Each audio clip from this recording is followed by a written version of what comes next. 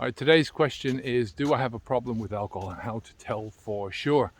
I think there's different ways of looking at this question, right? The truth is, if you don't believe you have a problem, you're not going to do anything about it because you don't believe you have a problem. So there's no problem until you believe you have a problem. From a personal perspective, let me explain this.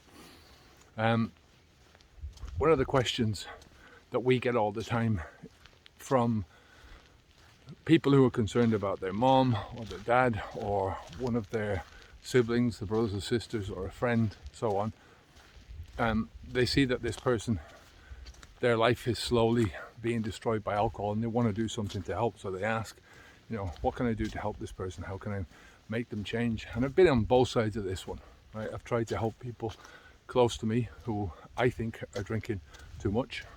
In my coaching practice, right, obviously that's what I'm doing all the time, but with people who are coming to me, who are investing their hard-earned money with me, there's a different dynamic in that, right? They're asking for help. And for me, over the years, when I was a drinker and I was on the receiving end of other people's well-meaning efforts to try and get me to stop, right? So the truth is, it's very difficult to help anyone who doesn't want to be helped. Unless someone wants to be helped, it's very difficult to actually give them that help that they need. I would say it's virtually impossible. It's not that they don't want to be helped, it's that they don't see that they have a problem, or they don't see that the problem is big enough. They don't consider it a big enough problem to need help. They say, oh, I'm okay. I was the same thing. I drank for over 30 years.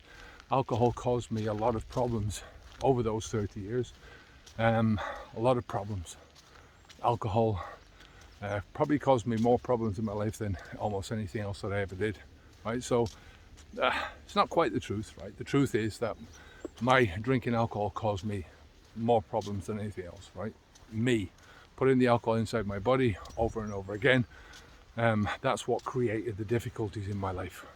The alcohol itself, that can't cause you any problems until it's in your body, right? So I have to rephrase that.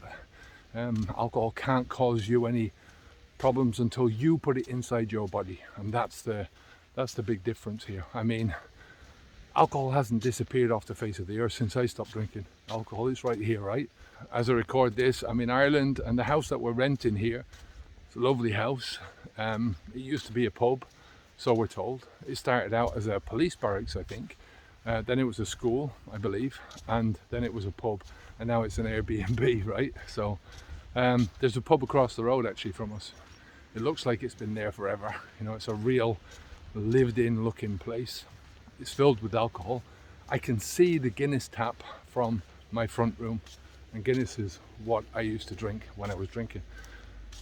But it really has absolutely no attraction for me now, none whatsoever. My brother's coming over to stay with us next week. He still drinks, and he's going to want to go to the pub, and the pub will be like a sweet shop flashing across the road from him, and you're probably trying to get me to go there, right? Even if it is for only an alcohol-free beer, but it's not going to happen.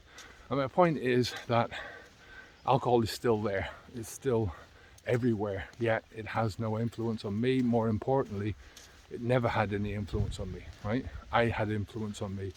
The only way that the drug ever got into my body was through my willing participation, and only I could ever put the alcohol into my body, right? Only I could ever put it into my mouth. Only I can ever stop putting it into my body. So the fault lies with me. It doesn't lie in some hidden part of my genetic code. It lies in my thinking, my beliefs, my actions. End of story. So I started out by saying you don't have a problem until you have a problem, right? Until you believe that you have a problem. And that's the truth from a personal perspective. It's the truth from the point of view that you won't do anything about any habit or any behavior or any way of thinking until it causes you some kind of pain. And I'll go even further to say you won't do anything about it until it causes you to have more pain than any pleasure that you're getting from it. But that's not the reality of the situation, right? The reality is that you have always had a problem with alcohol, right? The reality is that just because you didn't see the problem doesn't mean it wasn't there, right? Think about this from the perspective of taking another drug. Let's take cigarettes, for instance. When does your problem with cigarettes begin? When the craving gets too strong, when your tolerance levels rise above a certain point and you need more and more cigarettes. You know, when you're smoking a pack a day, when you're smoking 2 packs a day, you know, when you're feeling with withdrawal symptoms because you're trying to stop. I would say that your problems begin at the moment that you make the decision to smoke your first cigarette. As soon as you make that decision that inhaling a hot, toxic, chemically laden smoke into your lungs, when you make that decision that that's a good idea, that's when your problems begin. And it's the same with alcohol. You know, your problems begin not because you've turned into an alcoholic or a problem drinker, or you've become dependent, or you've got alcohol use disorder, or any of those labels. Your problem begins as soon as you make that decision to take that first drink, right? You just didn't know it at the time, right? Society hides from us the fact that alcohol is a drug, that it's a dangerous toxin, right? It kills 3.5 million people every year, and it causes untold misery to millions and millions more. Yet we consider it to be normal, right? When it's normal, how can it be a problem? And the truth is, if you never put alcohol into your mouth, you're never going to have a problem with alcohol, ever, right? I hadn't had a drink of alcohol, haven't had a drink of alcohol in over a decade. I will never have a drink of alcohol again. Yet alcohol is everywhere. It surrounds me, but it's not a problem for me. In much the same way as heroin or cocaine or weed or cigarettes. It's not a problem for me. They're not problems because I don't put them into my body.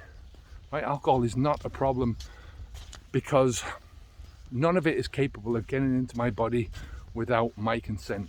And I don't consent, okay? So that's when you have a problem with alcohol. Listen, there's a course that we have if you're trying to get sober. Down below, it's absolutely free. There's videos, audio, some quizzes, some download PDFs. It'll help you to try and see things from a different perspective, to try and view yourself from a different perspective, and that's what we're trying to do here. So take care of yourself, and I'll speak to you again soon. Onwards and upwards. Bye now.